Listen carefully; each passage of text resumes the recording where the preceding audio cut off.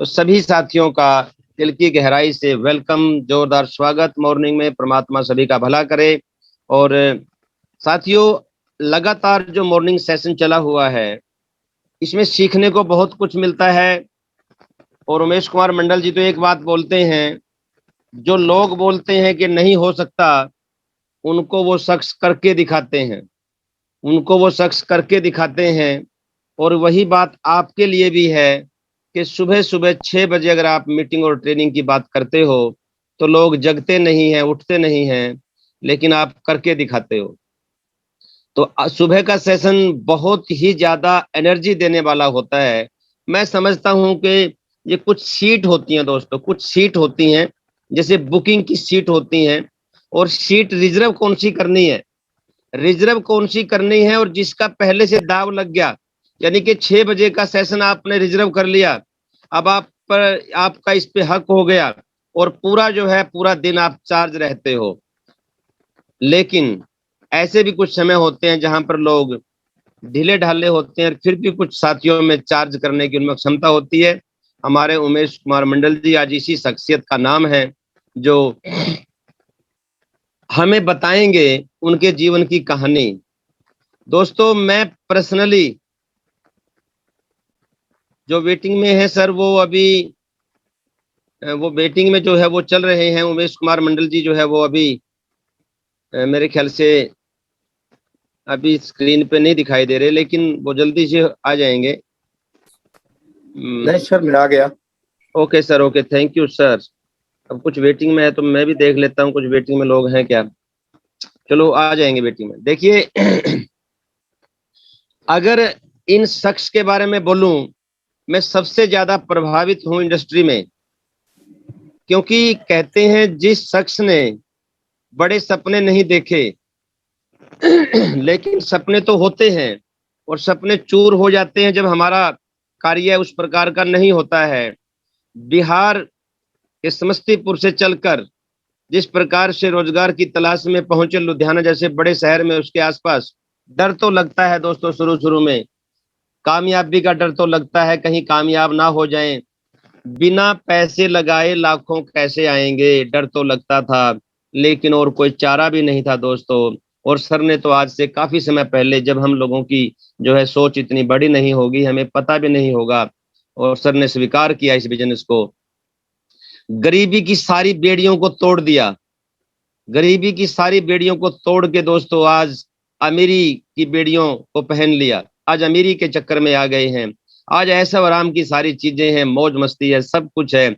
और लुधियाना जैसा बड़ा शहर, उसमें आलीशान मकान, टॉप लेवल की जो है जिंदगी जी रहे हैं। और मैं तो बता रहा था सर को कि आपकी फोटो दिखा दिखा के तो हमने जो है टेक्निकल ले लिया, आपकी फोटो दिखा दिखा के टेक्निकल ले लिया, क्योंकि आपकी कहानियां सुना सुना करके हम अचीवमेंट पे आ गए। आपकी मीटिंग से टीम में आग लगती है। और कई साथियों ने तो ये बोला कि जिस शख्स ने 8 बजे कई दिन पहले जो मीटिंग हुई थी उसमें आग लगा दी थी, आज सुबह सुबह आ रहे हैं तो एनर्जी पूरी रहेगी, और हम जरूर सुनेंगे। साथियों, आज हमारे बीच में गुरुदेव हैं, और बहुत अच्छा लग रहा है कि हमारे को नॉलेज देंगे, हम सीखेंगे। उनकी जो है जितनी भी बातें की जाएं थोड़ी हैं। आज वो मेहनत करके, संघर्ष करके सफलता पर पहुंचने वाली शख्सियत बन गए हैं। आप की तालियों के साथ मैं इनवाइट करना चाहता हूं हमारे गुरुदेव और आज के चीफ गेस्ट, शानदार personality, mister Umesh Kumar Mandal ji. Please welcome sir, welcome, आपका बहुत बहुत स्वागत है। कृपा करके आप आइए, welcome on the screen Umesh Kumar Mandal. Thank you sir. Welcome जय RCM sir. Whole screen sir सभी। जय आरसीएम। यस, जय आरसीएम। सभी आदमी को जय आरसीएम। और सुबह सुबह जो आप लोगों से मुलाकात हुई, आप लोगों को क्या लग रहा है मेरे को नहीं पता, लेकिन आज अपने आप को मैं एकदम सरोवार हो गया हूँ आप लोगों को देख के। और इसमें सारा श्रेय जाते हैं हमारे मास्टर साहब राम रतन जी का, जिनके अंदर में इतनी परमात्मा ने बढ़िया क्वालिटी दी है कि ये तो इतने अच्छे हैं कि लोगों को अच्छा बोल बोल के ही बना देते हैं। और ये गुण जो है, जब तक हमारी सांसें रहे तब तक हम देखते रहे। मैं तो ये कहूंगा, परमात्मा से दुआ करूंगा, और आप लोगों से सवेरे सवेरे कहते हैं अच्छे लोगों से मुलाकात अगर सवेरे हो जाए तो दिन अच्छी कट जाती है, लेकिन आरसीएम वाले जीवन में कुछ काटता नहीं है। हर चीज को जीता है। तो आज अच्छा दिन जीने का मौका अपने को मिला है। चलिए, सबसे पहले मैं अपना इंट्रोडक्शन दूं। My self Umesh Kumar Mandal, basically Bihar Samastipur से हूं। जैसे कि अभी सर जी बता रहे थे कि मैं बिहार समस्तीपुर से हूं, लेकिन एक लोअर फैमिली से हूं, मिडिल क्लास भी नहीं कह सकते, जहां पर मेरी परिस्थिति बहुत ही दयनीय थी। और मेरी स्थिति ऐसी थी कि हम शायद अपने परिवार में, जो मैं देखा करता था कि हम कैसी अपनी लाइफ स्टाइल जिएंगे, कैसे अपने हम जीवन को आगे जिएंगे, इसका मेरा कोई समझिए आधार नहीं था। लेकिन 1988 में मैंने मैट्रिक का बोर्ड एग्जाम दिया। 88 में बोर्ड एग्जाम देने के बाद घर की परिस्थिति ठीक ना होने की वजह से पंजाब में आए। यहाँ पढ़ाए तो वही गेहूं कटाई किया, धान लगाया। उसके बाद यहाँ से फिर गांव के लोग सब जाने लगे घर। हमने यहीं पर एक जमींदार के घर में नौकरी रह गए। 350 रुपया महीना पे 1988 में रहे। और आपको पता होगा कि यहाँ पर जो जमींदार के घर में नौकरी होती है पंजाब में, तो किस प्रकार की नौकरी होती है। सुबह 3:30 बजे भोर में जो हमारे सरदार जी की मिसेज थी, जो बीबी जी जिनको यहाँ पर हम बोलते थे, बीबी जी आती थी। 750 ml का एक गिलास होता था, उसमें भर के चाय लेके आती थी और आके कहती थी कि बैरा मोहन उठकर 3:30 बजन वाले ने ते हम चाय पीते मज्जन पट्टा पुट्टा पा। और 3:30 बजे में उठ के अब जाते थे, मज को पट्टा पाते थे। उसके बाद फ्रेश होते थे जब तक कि वो कोड़नी साफ, फिर दोबारा पट्टे पाते थे, फिर दूध निकालते थे, डेयरी पर लेके जाते थे, फिर आते थे, फिर चाय मिल जाता था। चाय पी के रेडी लेते थे, पट्टे बढ़ने के लिए निकल जाते थे। पट्टे बढ़ के आते थे, एक रेडी भर के, फिर उसके बाद सब मज को पानी पिला पिला के कोनी पर से बाहर निकालते थे जब तक रोटी तैयार। रोटी खाते थे, फिर रोटी खाने के बाद लस्सी मिल जाती थी, एक डोलू पीते थे जम के। और उसके बाद साइकिल उठाते थे, खेत में चले जाते थे। खेत में जाने के बाद 10 बजे खेत में सरदार जी चाय लेके पहुंच जाते थे, चाय पीते थे, 1 बजे तक काम करते थे, 1 बजे वापस घर आते थे। 1 बजे घर आने के बाद फिर रोटी मिल जाती थी, रोटी खाते थे। उसके बाद बीच में 1 घंटा आराम करने को मिलता था, फिर मज को सन्नी लड़ाओ, फिर सन्नी लड़ाते थे, फिर उसके बाद पट्टे पाते थे, फिर उसके बाद 5 बजे दूध निकालते थे, फिर डेयरी पर पहुंचाते थे, फिर शाम को आए, फिर पट्टे पाए, शाम को 7 बजे फ्री हो जाते थे। सुबह 3:30 बजे से लेके शाम को 7 बजे तक 1 मिनट का फुर्सत नहीं, सारा दिन चलते रहो। आप अंदाजा लगा सकते हैं। उसके बाद मेरे सरदार जी मेरे को कहते थे, बैपुत हुन थोड़ी मर्जी है, जाके ज्वाका दे नाल टीवी वेखला, जाके चाहे सो जा। अब जो 3:30 बजे भोर से लेके शाम को 7:30 बजे तक जो काम करेगा वो टीवी देख सकता है। उस समय हम कहते टीवी को रहने दो, फिर 3:30 बजे भोर में उठना है मेरे को, जाके आराम से सो जाते थे। यानी कि ऐसी रूटीन की जिंदगी मेरी 1 साल 2 साल 3 साल 4 साल 5 साल नहीं चली, लगातार 12 साल चली। और जो इंसान 12 साल लगातार ऐसी जीवन जिए, उसके जीवन के कोई सपने बचेंगे? कोई सपने नहीं बचेंगे। लेकिन कहते हैं, हमारे पुराने बुजुर्गों की एक कहावत है, अल्लाह मेहरबान तो गधा पहलवान। जब उनकी कृपा होती है, उनकी मेहर होती है, तो पत्थर भी बोलना शुरू कर देता है, पत्थर भी कूदना शुरू कर देता है। एक असीम कृपा हुई उनका मेरे ऊपर। मैं नमन करता हूं उस प्रभु को, वो ईश्वर को, वाहिगुरु को, अल्लाह को, जिनकी कृपा मेरे ऊपर बरसी। और मेरे दिमाग में एक बात आई कि अगर मैं यही काम करता रहा तो कल मेरे बच्चे क्या करेंगे? अपने लिए नहीं तो अपने बच्चों के लिए ये काम को छोड़ो, शहर में चलो। शहर में आए, राजमिस्त्री के साथ दिहाड़ी किए। उसके बाद शाम को रोटी बनाना पड़ा। तो मैंने कहा, यार यहाँ से अच्छा तो गांव ही था, कम से कम बनी बनाई रोटी तो मिल जाती थी, मैं जाता हूँ गांव में ही। लेकिन मेरे गांव के आदमी बोला, नहीं, अब तू आ गया है तो गांव में मत जा, यहीं पे रह। धन्यवाद करता हूँ वो शख्स को जो मुझे गांव में जाने नहीं दिया और मैंने यहीं पे रुके। उन्होंने मेरे को ले जाके लुधियाना में गिल रोड पे ITI कॉलेज है, उस ITI कॉलेज के ठीक अपोजिट एक पप्पी स्वीट शॉप होटल हुआ करती थी। उस होटल में मेरे को नौकरी लगा दिया। 2-2.5 साल मैंने उस होटल में नौकरी की। जूठा गिलास उठाना, प्लेट उठाना मेरा काम हुआ करता था। लोगों को जो है खिलाना मेरा काम हुआ करता था। उसके बाद मैंने वहां से निकला, ऑटो चलाना सीखा, ऑटो चलाए। ऑटो चलाते चलाते 28 नवंबर 2003 को मेरे परिवार बच्चे लुधियाना में आए। उसके बाद घर का गुजारा तो बढ़िया चल रहा था, लेकिन ऑटो चला के, लेकिन ये था कि एक मोहम्मद अमीन मिस्त्री था, वो मेरे को डरा दिया। क्योंकि ड्रीमर मैं बचपन से हूं, जहां से 2 पैसा ज्यादा मिलता था मैं काम को बदलने में टाइम नहीं लगाता था, क्योंकि हमारा ड्रीम सिर्फ पैसा कमाना था। 16 साल तक पंजाब में पैसा ने भगा भगा के मेरे को मारा। पैसा कमाने के लिए मैं गोहा का टोकरा सिर पे उठा के ट्राली में लोड करके खेतों में फेंकने का काम किया। पैसा कमाने के लिए हाथ में चट्टी बांध के हराड़ की पटाई की। पैसा कमाने के लिए मैंने कनकवाड़ी की चौल पर लगाया। पैसा कमाने के लिए मैंने रिक्शा चलाया, जूठा गिलास प्लेट उठाया। पैसा कमाने के लिए मैं आइसक्रीम बेचा, रिक्शा ठेला चलाया।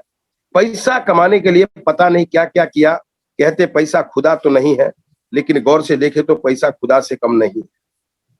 पैसा से जिंदगी में सब कुछ नहीं होता, लेकिन ये भी बात सत्य है कि पैसा के बिना भी कुछ नहीं होता।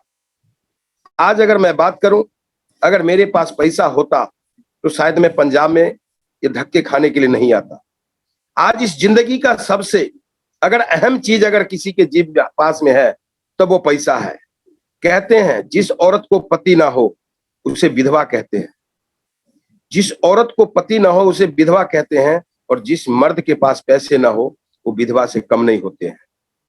यानी कि समझ लीजिए कि अगर पैसा है तो आपके परिवार है, बच्चे हैं, रिश्तेदार है, आपके सब है। अगर पैसा नहीं है तो कोई नहीं है। लेकिन पैसा कमाने के लिए अगर मैं बात करूं तो बाजार में लोग लोगों को जहर खिला रहा है। पैसा कमाने के लोग लोगों के साथ झूठ बोल रहा है। पैसा कमाने के लोग लोगों का गला काट रहा है। पैसा कमाने के लिए लोग लोगों को मर्डर करने की सुपारी ले रहा है। पैसा कमाने के लिए लोग लोगों को नशा खिला खिला के बर्बाद करने में लगा हुआ है। आज पैसा ही सब कुछ बना चुका है।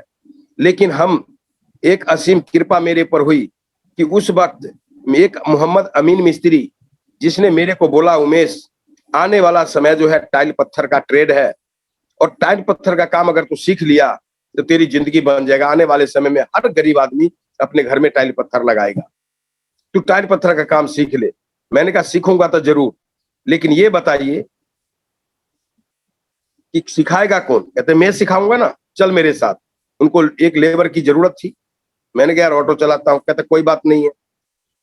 मैं कहा सीखूंगा तो कितना दोगे दिहाड़ी? कहते 75 रुपया दूंगा। 75 रुपया लेके मैं उसके साथ टाइल पत्थर का काम सीखने गया। रात को ऑटो चलाता था, दिन में टाइल पत्थर का काम सीखता था। लेकिन ऊपर वाले का एक असीम कृपा हुआ कि जिसके घर में काम करने गए थे वही हमारे को आरसीएम बिजनेस के बारे में बताया।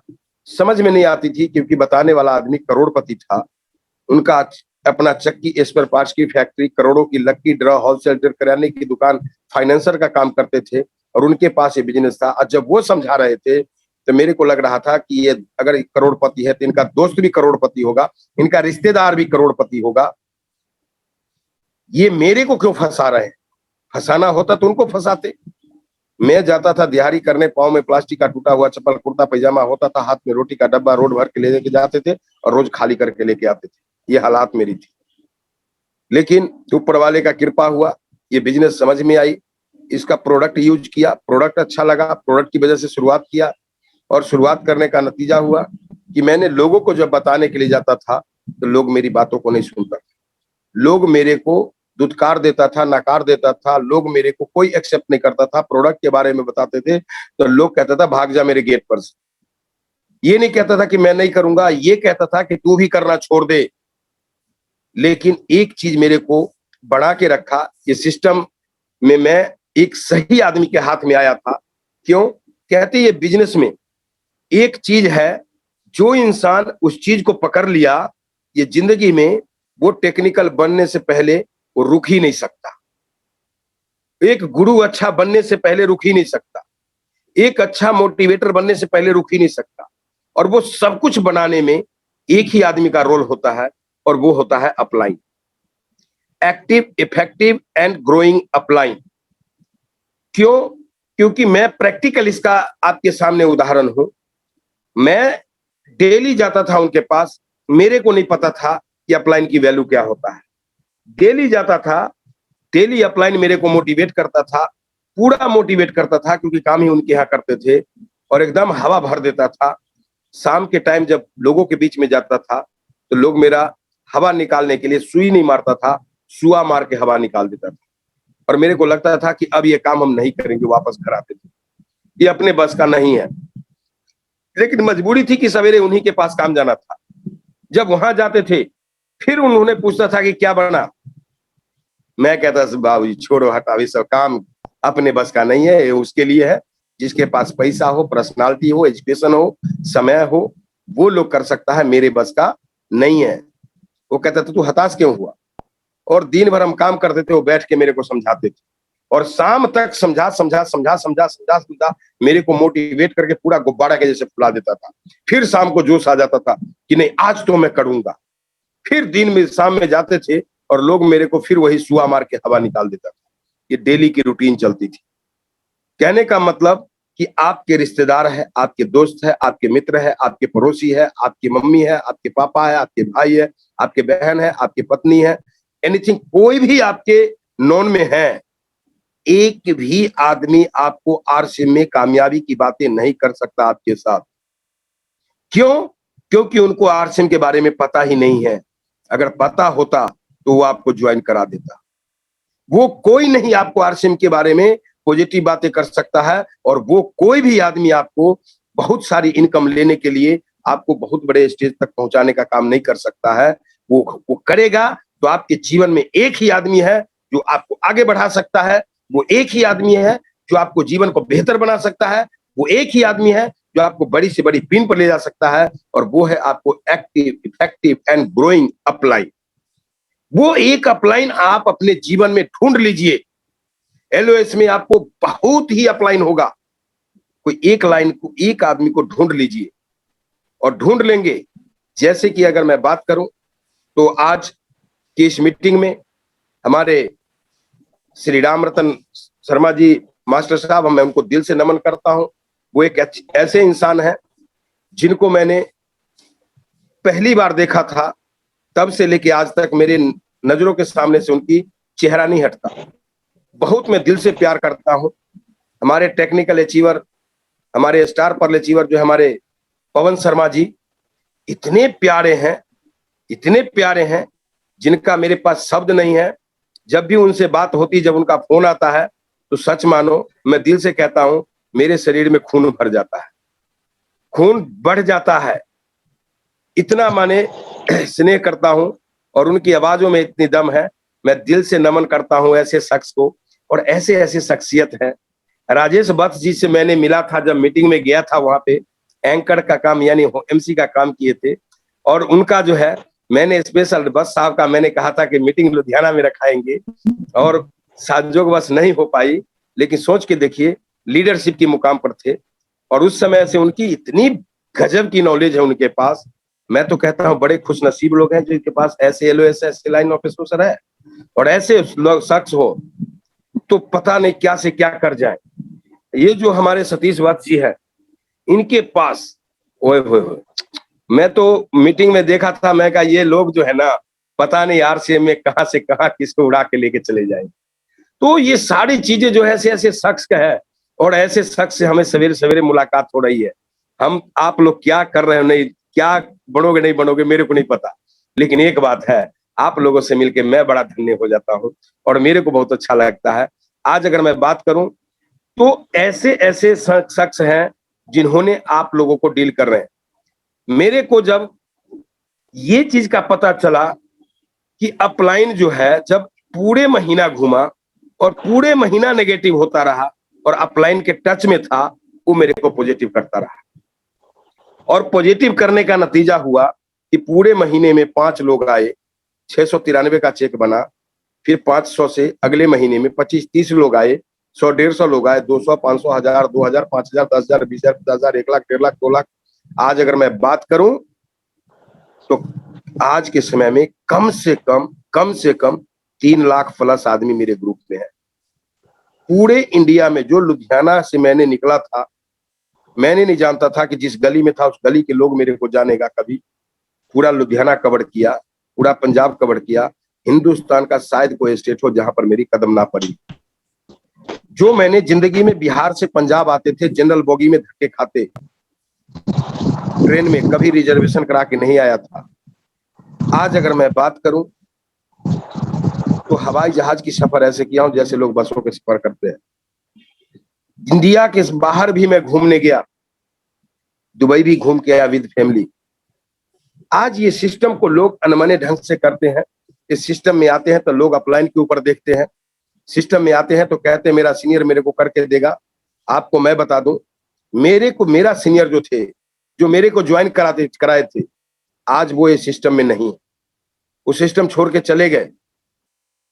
लेकिन आज मैं एमराल्ड की लेवल पे हूं सर। जो मैं जीवन में कल्पना नहीं किया था, जो सपना नहीं देखा था, वो सारा चीज सारशिव ने मेरे को दिया। आप सोच सकते हैं, पंजाब में जिस समय शुरुआत की, मेरा माँ बाप भाई बहन सगा संबंधी कोई हमारा यहाँ पर नहीं था, ना ही कोई मुझे सहयोग करने वाला था। लेकिन एक ही शख्स था जो मेरे को सहयोग करने वाला था, और वो पूरा सहयोग किया। क्यों सहयोग? कहते हैं कि मदद बाहर की दुनिया में कमजोर लोगों की मदद की जाती है। अगर कमजोर लोगों को मदद नहीं करेंगे तो कहते हैं कमजोर लोगों को मदद करोगे तो परमात्मा जो है वो दुआएं देंगे आपको। परमात्मा जो है आपको अच्छा विशेष करेंगे। आपको मैं बता दूं कि बाहर की दुनिया में कमजोर लोगों को मदद की जाती है, लेकिन आरसीएम एक ऐसी प्लेटफॉर्म है जहां पे कमजोर लोगों को मदद नहीं किया जाता। यहाँ पे उस आदमी को मदद किया जाता है जो मजबूत हो, जो जीवन में कुछ करना चाहता हो, जो जीवन में आगे बढ़ना चाहता हो। और इस बात को सन 2005 में हमारे लुधियाना में हम सभी के ग्रेट अपलाइन, आज हिंदुस्तान के एक रोल मॉडल, सबसे कम उम्र में सबसे बड़ी पिन लेने वाला वो शख्सियत राकेश शर्मा जी, एक बार तालियां चाहूंगा। उनका मीटिंग देखा था और उन्होंने कहा था उस वक्त कि इसमें कमजोर आदमी को मदद नहीं की जाती है। मैंने एक बात सोचा कि मैंने अपलाइन से मदद लेना है, मैंने अपलाइन के मदद से आगे बढ़ना है, तो मुझे खुद को पहले मजबूत बनाना पड़ेगा। और मैंने पूछा कि अपने आप को मजबूत बनाने के लिए मुझे क्या करना पड़ेगा। कहे उन्होंने उस वक्त कि देखो, मजबूत आदमी वही होता है जिसके सपने बड़े होते हैं। मजबूत आदमी वही होता है इस नेटवर्क मार्केटिंग में जिनके सपने बड़े होते हैं। अगर सपने बड़े नहीं हैं तो वो इंसान जीवन में मजबूत नहीं बनता, क्योंकि जिंदगी में वही आगे बढ़ा है जिनके सपने बड़े हैं। मैंने कहा गुरुदेव, मेरे को तो सपना देखना एकदम बहुत बड़ा प्रोफेशन है। मैं तो दिल से सपना देखता हूँ, मजा आता है मेरे को सपना देखने में। सपना तो खूब देखता हूँ। चलते फिरते मैं जो है शानदार फार्म हाउस बना लेता हूँ, चलते फिरते 5-7 गाड़ियां बना लेता हूँ, चलते फिरते मैं 5-7 ड्राइवर रख लेता हूँ, और उसके बाद चलते फिरते रहता हूँ। और रास्ते में चलते चलते मुझे लगता है कि शानदार बंगला है, स्विमिंग पूल है, फार्म हाउस है, मेरे को 5-7 गाड़ियां हैं, 5-7 ड्राइवर है, और मैं घर से एकदम पूरा टिप टॉप होके निकल रहा हूँ। सारे ड्राइवर अपना अपना गेट खोल के बैठा हुआ है, खड़ा है अपने अपने गाड़ी के सामने कि बाबू साहब आ रहे हैं तो मेरी गाड़ी में बैठेंगे, मेरी गाड़ी में बैठेंगे। और जिसकी गाड़ी में बैठ गया वो ड्राइवर खुश, और बाकी जिनकी गाड़ी में नहीं बैठा वो सारा दिन कहता है आज मजा नहीं आया, बाबूजी मेरी गाड़ी में नहीं बैठा। जिस गाड़ी में मैं ना बैठूं वो ड्राइवर पछताए। ऐसी जिंदगी, ऐसा शानदार सपना मैंने देखा। मुझे एक बात बताइए, सपना देखने में मेरे को कितना पैसा खर्चा हुआ? कोई खर्चा है? कुछ नहीं है साहब जी। ऐसे सपने देखने में कोई खर्चे नहीं है, लेकिन इस सपना को पूरा करने के लिए हम आंतरिक ऊर्जा जो है मेरी, ये जो अंदर की आत्मा है वो मेरा जो है स्ट्रांग होता है, एनर्जी स्ट्रांग होता है। दिमाग से जो है वो मेरा दिमाग इसके ऊपर काम करने के लिए प्रेरित करता है। ये सपने इंसान को आगे बढ़ने के लिए प्रेरित करता है, और वो सपने मैं खूब देखा करता था। क्योंकि एक बार मैं एक प्रवचन सुन रहा था जैन गुरु ललित प्रभु जी का। उन्होंने एक ब्रेन के ऊपर एक प्रवचन दे रहे थे, उसमें उन्होंने बताए थे कि इस दुनिया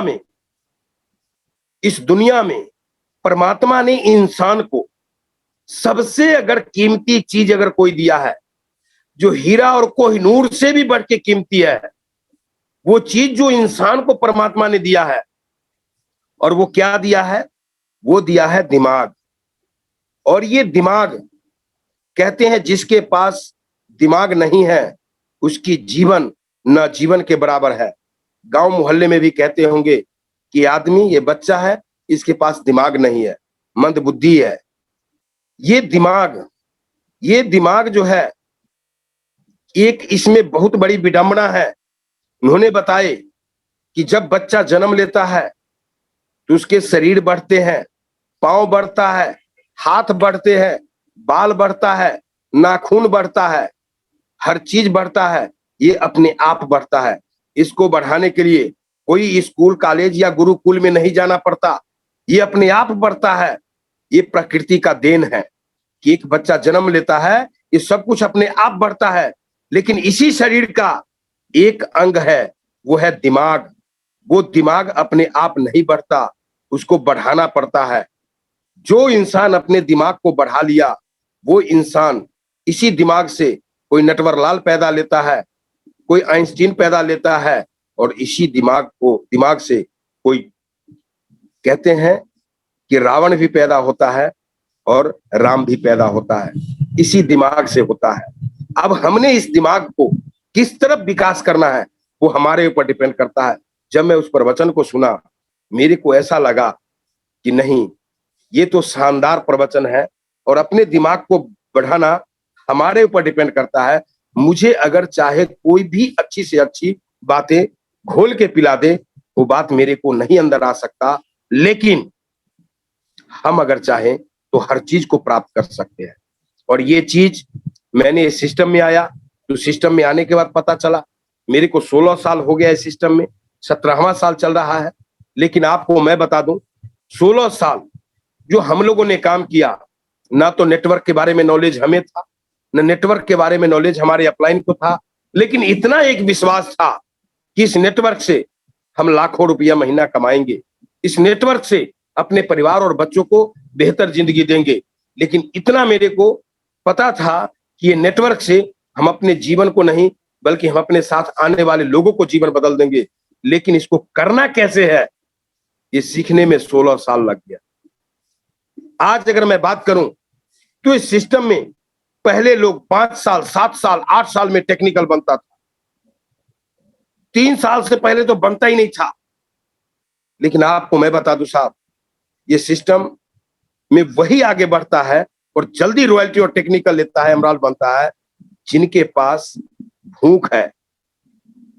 जिनको भूख नहीं है वो जीवन में कभी आगे नहीं बढ़ सकता, और वो भूख मेरे अंदर में था। एक बार अकबर के दरबार में बीरबल जो था नहीं, क्योंकि बीरबल जो आता था, जब भी कोई काम अकबर करता था तो बीरबल उसमें कोई ना कोई अरंगा लगाता था, कटाक्ष करता था। अकबर और बीरबल की बहुत सारी आपने कहानी सुनी होगी। एक बार वो दरबार में नहीं था, अकबर ने कहा कि आज बीरबल नहीं है, हम कुछ लोगों को खाना पीना खिलाने की बात की है, जलसा की बात की है, आज ही कर दिया जाए क्योंकि वो 2 दिन के बाद आएगा।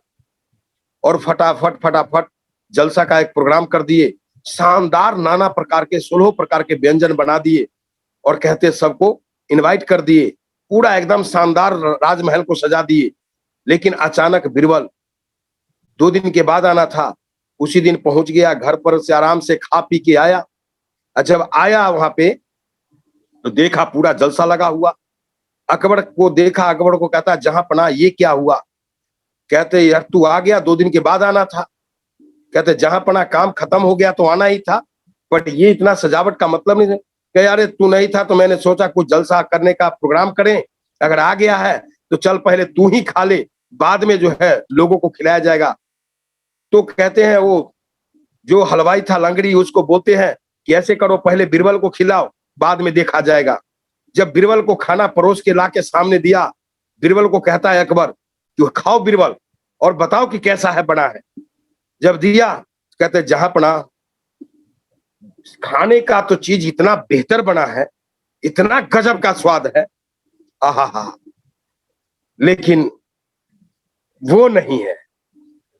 कहते वो नहीं है। अरे क्या बना है और लेके आओ। जो बना था वो सारा कुछ ला के रख दिया, नाना प्रकार के 16 प्रकार के व्यंजन बना के रख दिया। कहते अब तो खाओ। कहते जहां पना अगर वो होता तो मजा आ जाता। क्या गजब का व्यंजन बनाए आप, आहा हा। लेकिन वो होता तो मजा आ जाता। अकबर कहता है कि बिरबल तुम्हारे सामने हाथ जोड़ता हूं, मेरी बेइज्जती मत कर। तू ये बता कि वो क्या है, वो भी लाके तेरे को दे देता हूं। तो कहते हैं जहां पना अगर भूख होती तो मजा आ जाता। क्योंकि उनको पता ही नहीं था कि जलसा लगने वाली है, और जलसा से वहां पर जो है घर में खाना खा के जाऊं या बिना खाए जाऊं, उनको पता नहीं था। घर से खाना खा के आया था। एज इट इज जीवन में अगर मेरे को भूख है तो सब चीज मुझे अच्छा लगता है। भूखे पेट सूखी रोटी भी अच्छी लगती है। जब पूरी नींद हो तो एक चटाई भी अच्छी लगती है। अगर भूख ना हो और नींद ना हो तो कहते हैं नाना प्रकार के व्यंजन हो वो भी बेकार होती है, और लाखों का बेड लगा हो वो भी बेकार होता है। क्योंकि नींद आती है तो नहीं देखती है सुख टूटी खाट या एक चटाई, और भूख होती तो नहीं देखता है कि सूखी रोटी है कि क्या। एज इट इज जीवन में अगर हमें आगे बढ़ना है तो मुझे भूख होना चाहिए, वही ललक होनी चाहिए, वही चाहत होनी चाहिए। और वो हमारे पास कूट कूट के भरा था, क्योंकि मेरे पास कुछ था नहीं और मैं जीवन को बेहतर जीना चाहता था। यही वजह है कि अपने दिन रात को मैंने एक कर दिया था। जब तक दिन भर में 10-20 लोगों को मैं संपर्क नहीं कर लेता था, मैं घर वापस लौट के नहीं आता था। और मेरा एक ही ड्रीम होता था कि आज मैंने कम से कम 2-4-5 लोगों को ज्वाइन करा के घर जाऊं, और वही काम मैं करता था। और नतीजा हुआ कि 1 महीने में पहले फार्म जाती थी, 1 महीने में जो कंपनी में फार्म भेजा था वो था वजन करके कोरियर करते थे 2 किलो 750 ग्राम। आप अंदाजा लगा सकते कि फार्म का वजन कितना होता है। और 2 किलो 750 ग्राम फार्म जब भेजे कंपनी में, और जब कंपनी में ज्वाइनिंग जब चढ़ाने लगे तो देख के वहां के सारा स्टाफ हैरान हो गया कि सारा एक ही आदमी का फार्म है। 57 लाख की ज्वाइनिंग 1 महीने की थी, सिर्फ ज्वाइनिंग। अब 57 लाख की ज्वाइनिंग, आप अंदाजा लगा सकते हैं कि कितने फार्म गए। उस दिन मेरे को कंपनी में जब भी गया था, उस समय अशोक दीक्षित जी थे। उस समय जो है जब हम पहुंचे वहां पर तो अशोक दीक्षित जी मेरे को पकड़ के ले गए स्टाफ के पास, पुराने वाले ऑफिस था, और कहते हैं यही है मंडल जो भेजा था फार्मों का बंडल, ये है मंडल फार्मों का बंडल। और उस दिन से मेरे को पूरा नाम ही रख दिया मंडल फार्मों का बंडल। वहां से लेके पूरे पंजाब तक मेरा लोग जो है स्टेज से नाम इस प्रकार से पुकारने लग गए। सोच सकते हैं ये क्यों हुआ था? क्योंकि मेरे अंदर में एक भूख था। तो भूख तो था काम खूब करने की, लेकिन सिस्टम का पता नहीं था। लोगों को ज्वाइन करते गए, लोग निकलता गया, लेकिन इस सिस्टम का एक पार्ट है अहंकार, जो सबको आता है। अहंकार मेरे को भी आया, और अहंकार आया तो 1 करोड़ 7 लाख का बिजनेस 7 लाख पे आके रुक गया, और पूरा वहां से धराशायी हो गया। कब हुए थे? जब अहंकार आई थी कि ये जो बिजनेस मैं करता हूं और मेरे करने से चलता है। उस वक्त जैसे कहते हैं एक गधा था, गधे के ऊपर मंदिर था, बढ़िया से सजा के और मंदिर लेके, और एक ब्राह्मण थे वो चलते थे, और लोग जो है गधे को पैर पर जल चढ़ाता था, गधे को गुड़ खिलाता था, रोटी खिलाता था, माथा टेकता था और रोज लेके जाता था। गधा को ऐसा लगता था कि ये मेरी वजह से ये ब्राह्मण जो है रोटी खा रहा है, और मेरे को जब गधा को खाना देता था, गधा इधर उधर करता था, तो जब वो सोटी मारता था तो कहता था कि ये मेरे को मारता है और मेरी वजह से ही रोटी खाता है, मेरे को ही मारता है, इसको मैं दिखाऊंगा एक दिन। और गधा ने क्या किया? एक दिन वो मंदिर जो पीठ पर था इधर उधर झेला और मंदिर को गिराया, और गधा भाग गया। कहता है जब मेरे को इतना मान सम्मान है, मेरी जब इतना इज्जत है, तो ये मेरे से ही कमा के खाता है और मेरे को ही मारता है, मेरे को ही डांटता है। इसकी मार नहीं खाऊंगा, इसकी डांट नहीं सुनूंगा। अब देखो मैं खुद ही जाऊंगा, अकेले जाके मैं खाऊंगा। और चला गया भाग के गधा एक गेट पर, एक आदमी के गेट पर जाके भां भां 2 बार किया, एक सोटी लिया और निकला, मारा 2 सोटी गधा को, गधा भागा वहां से। फिर दूसरे दरवाजे पे गया, दूसरे दरवाजे पे भां भां किया, मारा 2 सोटी वहां पे, भागा वहां से। एवं प्रकार से वो 4 5 10 दरवाजे पे गया और सब जगह सोटी खाया। तब उस गधे को महसूस हुआ कि ये जो है सम्मान मेरे को नहीं, मेरे पीठ पर लदा हुआ मंदिर को करता था। और वही हालात ये उमेश कुमार मंडल को हुआ। आरसीएम में उमेश कुमार मंडल को लगा कि हम फन्ने खां, हम करते हैं तो होता है। आरसीएम को पीठ पर से मैंने आरसीएम रूपी मंदिर को उतार दिया और उतार के 3 महीना बाहर रहे। 3 महीना में मेरी औकात का पता लग गया कि उमेश कुमार मंडल तेरी कोई औकात नहीं। उमेश कुमार मंडल तेरे को पूछने वाला कोई नहीं। तुम्हें इसलिए पूछ रहा था क्योंकि तुम्हारे पीठ पर आरसीएम रूपी मंदिर है। जिस मंदिर को लोग पूजा करता है उमेश कुमार मंडल तेरे को नहीं करता। और वो चीज मेरे को महसूस हुआ। उस दिन मैं समझा कि अब जिंदगी में आरसीएम रूपी मंदिर को उमेश कुमार मंडल अपने पीठ से नहीं उतारेगा। और आज अगर आपके बीच में हूं तो उसी मंदिर की वजह से हूं, आरसीएम रूपी मंदिर की वजह से हूं। और मैं एक बात कहूंगा कि ये भूल जिंदगी में मैंने की, आप लोग नहीं कर। ये मंदिर को सजा के रखो, जितना बेहतर सजाओगे उतना ज्यादा चढ़ावा आएगा, जितना बेहतर सजाओगे उतना बढ़िया बढ़िया लोग आपके यहाँ माथा टेकने आएगा। लेकिन इसको अगर गंदा कर देंगे तो कोई नहीं आएगा। इसलिए इसको साफ सुथरा रखना है, बढ़िया रखना है। और वो मेरे को 16 साल बाद समझ में आई कि ये बिजनेस रियल में कैसे चलती है। और जब समझ में आई तो मैं कुछ टॉपिक पर आपको बात करूंगा कि क्या समझ में आई कि इस बिजनेस में जुड़ते हैं तो जुड़ने के बाद सिस्टम को फॉलो करें। सिस्टम क्या है? सिस्टम जो कहती है कि सिस्टम एक 6 बेसिक है। और 6 बेसिक का पहला रूल है 100% प्रोडक्ट यूज। खाएंगे पड़ोसी के दुकान से, आरसीएम पैसा नहीं देगा। 100% ईमानदारी से मुझे प्रोडक्ट यूज करना पड़ेगा, क्योंकि इस प्रोडक्ट को बनाने के पहले कंपनी ये नहीं कहती कि ये प्रोडक्ट जो बना रही हूं बाहर मार्केट में बेचूंगी। कंपनी को आपके ऊपर भरोसा है, कंपनी को आपके ऊपर विश्वास है।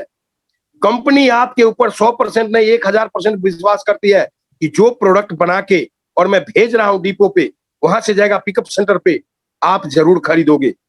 आप सोच के देखें, आप कहां बैठे हैं, किस लेवल पे हैं, नहीं पता। लेकिन हमारे इस कंपनी का फाउंडर जो है, इस कंपनी का सीएमडी माननीय श्री त्रिलोकचंद छाबड़ा जी, मैं दिल से नमन करता हूं सर को। और मैं बता दूं कि छाबड़ा जी जब प्रोडक्ट बनाते हैं तो प्रोडक्ट बना के, और वो ये नहीं कहते हैं कि ये प्रोडक्ट पता नहीं लोग खरीदेगा कि नहीं खरीदेगा। वो ईमानदारी से प्रोडक्ट बना के और हमारे बीच में भेजते हैं। और वो हमारे ऊपर पूरा भरोसा कर रखे हैं, विश्वास कर रखे हैं कि ये प्रोडक्ट मेरा ऐसा सच्चा सिपाही है जो अपनी जीवन बेहतर बनाने के लिए, अपने आने वाली पीढ़ी की जीवन बेहतर बनाने के लिए, अपने समाज को सुंदर बनाने के लिए, अपने समाज को बेहतर बनाने के लिए ये प्रोडक्ट को यूज करेगा और 100% यूज करेगा। हमें विश्वास है, हमें भरोसा है, हम ईमानदारी से हम उसी को देंगे प्रोडक्ट। हम बेईमान नहीं बनेंगे। हम जो प्रोडक्ट आरसीएम का बनाते हैं वो बाहर हम नहीं भेजेंगे।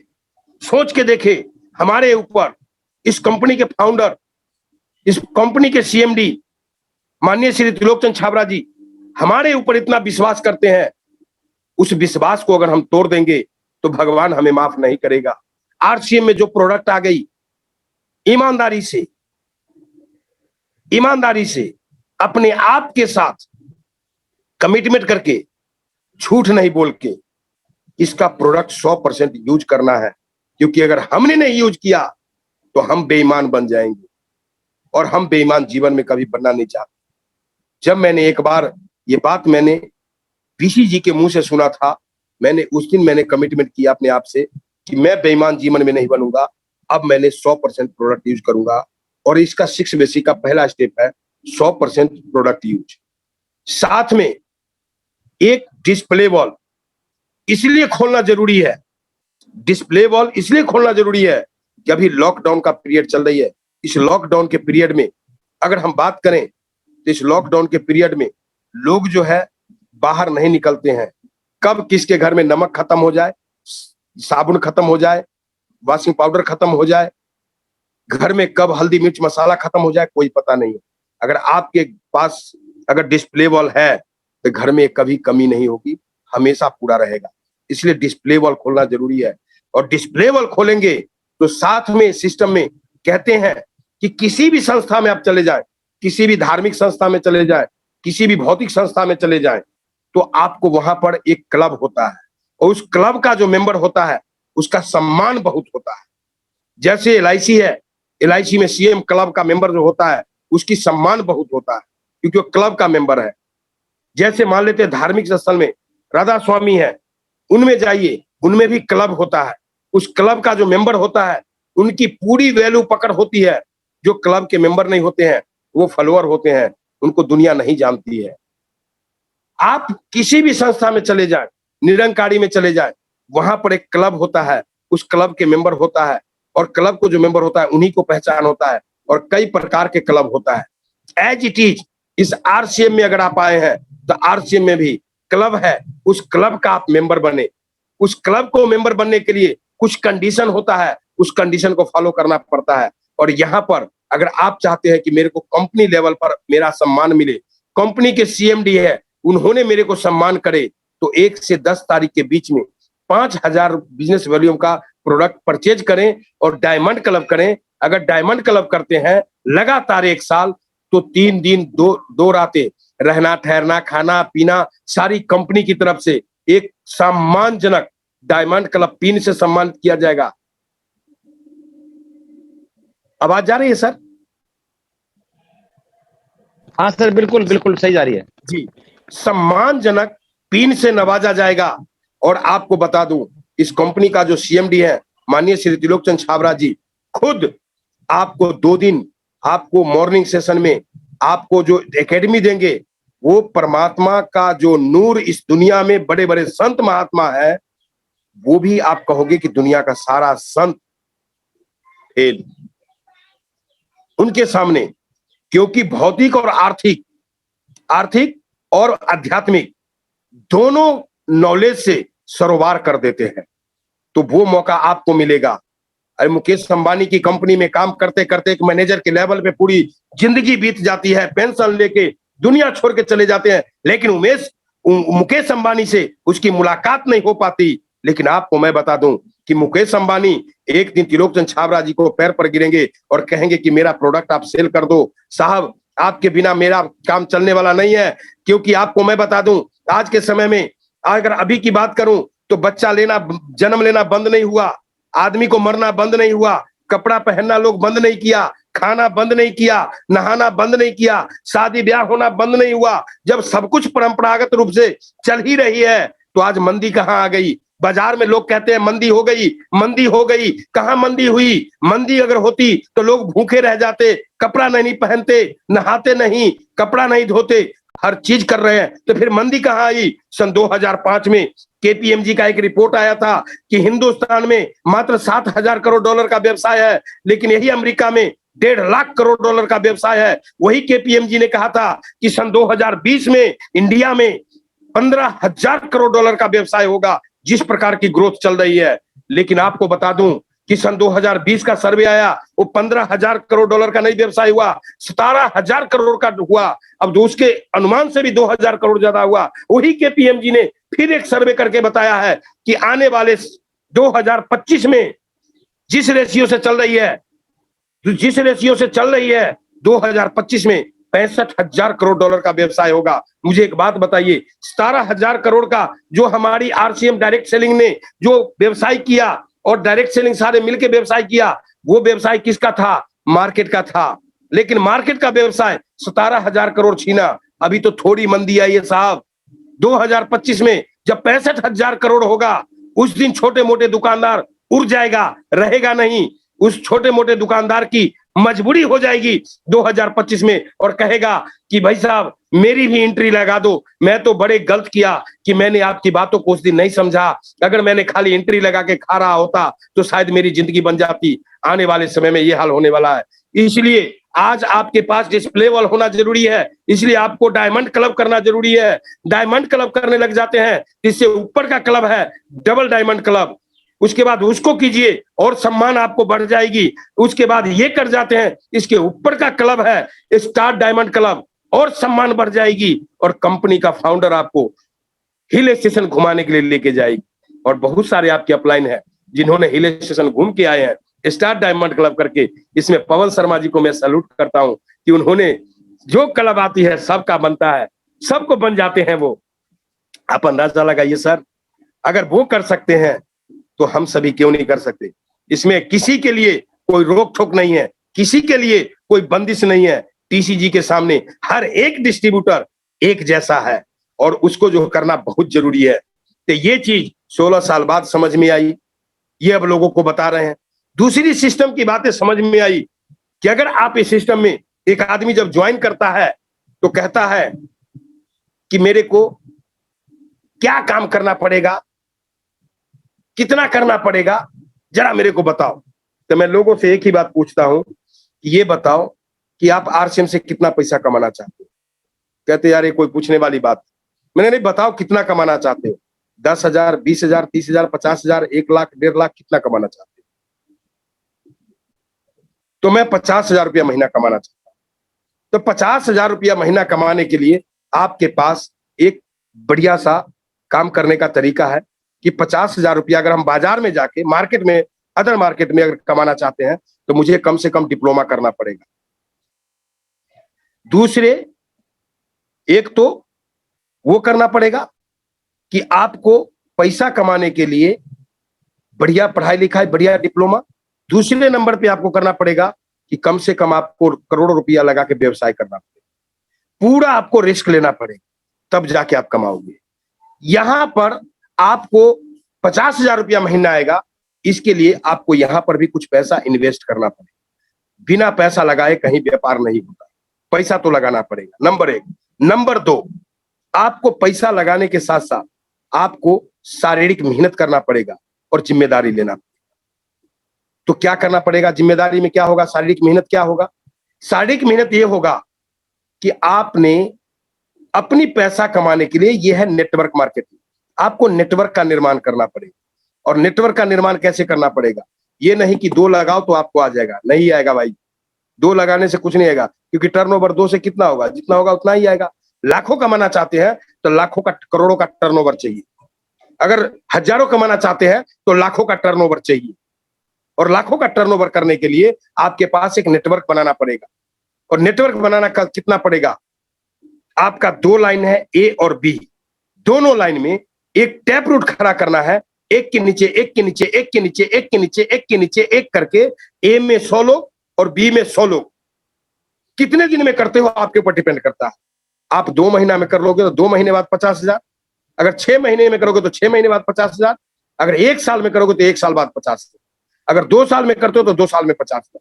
लेकिन 100 लोग ए में, 100 लोग बी में, जब तक आप नहीं ज्वाइन करा देते तब तक आप लोगों से उम्मीद मत करो कि लोग काम करेगा। सिर्फ आपका काम है लोगों को लाना है सिस्टम में।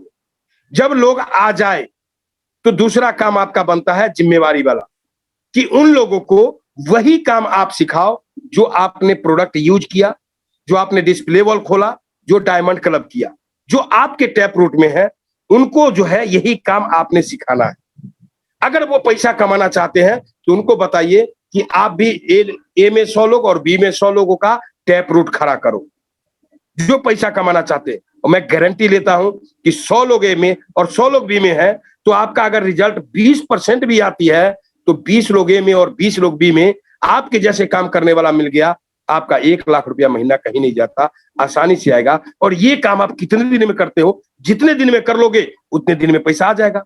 अब इतने इसको करने के लिए आप 6 महीना में कर लो या 1 साल में करो या 6 साल में करो, ये आपके ऊपर डिपेंड करता है। अब समझ में आई कि इतना करने से ये आती है, पहले ये बात का समझ में नहीं था, लेकिन अब जो है काम करना आसान हो गया। तीसरी बात है कि अगर इसमें अगर करना है तो आपको जूम ऐप जो है, जूम ऐप ये टेक्नोलॉजी का युग है और आपका बिजनेस आपके मोबाइल पे है। इसमें मोबाइल में आप देखेंगे कंपनी का कई वेबसाइट है, कंपनी के कई वेबसाइट है।